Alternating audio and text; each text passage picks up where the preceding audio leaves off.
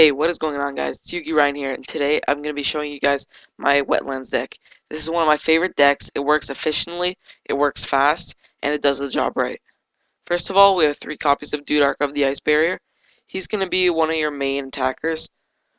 He can attack your opponent directly if you have only level 2 or lower monsters on your side of the field.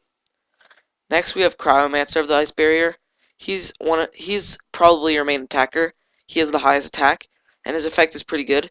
If you have another Ice Barrier monster, level 4 higher monsters cannot declare an attack. So it's basically a mini Gravity Bind, and it's a monster, so it's really good. Prior of the Ice Barrier, he has decent attack, not very good defense, but his ability is really good. If you have another Ice Barrier monster on the field, you can special summon him, so he's really good. Next, we have Penguin Soldier. If you flip him, you can target up to 2 monsters on the field and return them to the hand, so it's really good. We also have Unifrog, 2 copies. Unifrog can attack your opponent directly, which is really good. When it attacks your opponent directly, if you control a frog monster other than Frog the Jam or Unifrog, you can destroy 1 spell or trap card your opponent controls, so that's really good. Also, we have Swap Frog. Swap Frog is really good. It can help you set up some spell or trap cards. If you discard a 1 water monster, you can special summon the card from your hand, so it's really good as a swarming kind of card. Finally, in the monsters, we have Testudo, Erat, Newman. Testudo is just there to prevent special summons.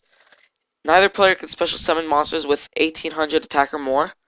So basically, you can special summon any monster because Swap Frog only has 1000, Prior has 1000, etc., etc. Basically, you just set him, you can flip him if you want, and he'll just be there. For the spell cards, we have 3 copies of Wetlands. Wetlands is the core of your deck. It's what's going to make your cards powerful and be able to beat your opponent. We also have 3 copies of Solidarity. Solidarity is another big factor in this deck. If you control one certain type of monster in your graveyard, all of the monsters in this deck are Aqua. So if you have any Aqua monsters in your deck or in your graveyard, sorry, all the monsters on the field will gain 800 attack that are the same type. So since all monsters are Aqua type, they'll all gain 800 attack if you have at least 1 Aqua monster in your graveyard. Next, we have 2 copies of Surface. Surface is basically going to be your Monster Reborn. If you use it, you can target 1 Aqua type monster in your graveyard, and you can special summon it in face-up defense position. So it's pretty good. We also have 1 copy of Salvage. It's basically like Surface, but you can target 2 monsters instead of 1. But they don't go directly on the field, they go to your hand. So that's also another good one to have. I only play 1 of them though. Some people play 2. I'd prefer 1 though. Next we have 3 copies of Terraforming. Terraforming is basically just to get your lands out. So it's basically just there to try and get your game and your setup rolling a little bit quicker. Next we have 2 copies of Medallion of the Ice Barrier. This is just going to be used to set up and bring out your Ice Barrier monsters. Next we have the obvious staples. We have 2 MST, 2 Pot of Duality as draw power, and 1 Dark Hole.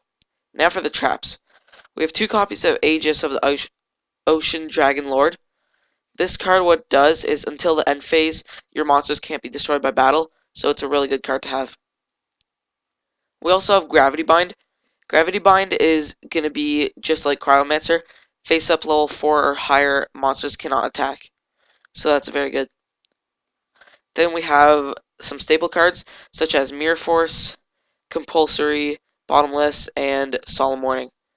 If you guys like this deck and you want to see more, make sure to subscribe. This is you.